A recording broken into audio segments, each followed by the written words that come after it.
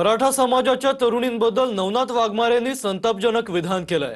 OBC मंत्र्यांची गोंडस मुलं आणि पैसा पाहून मराठा मुली त्यांच्या घरात घुसतात असं वाघमारे म्हणतायत। नवनाथ वाघमारेंच्या धक्कादायक विधानानं नवा वाद पेटण्याची शक्यता आहे। काल स्वतः बावनकुळे साहेबांनी सांगितले माझी सून मराठा आहे, माझी बायको कुणबी आहे, त्यांच्या घरात सगळे सोयरे घुसले असतील आणि बावनकुळे साहेबांचे एकट्याच नाही, अनेक मंत्र्यांच्या घरात मराठ्यांच्या मुली घुसलेल्या आहेत।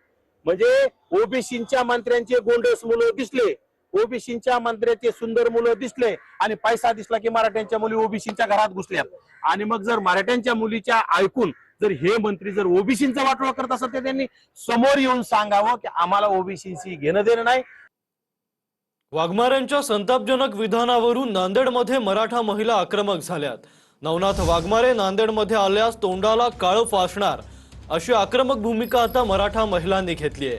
वाघमारेंविरोधात नांदेडमध्ये सकल मराठा समाज महिलांकडून मोर्चा काढण्यात आला आहे। दरम्यान ओबीसी मंत्र्यांची गोंडस मुलं आणि पैसा पाहून मराठा मुली त्यांच्या घरात घुसतात असं विधान वाघमारेंनी केलंय।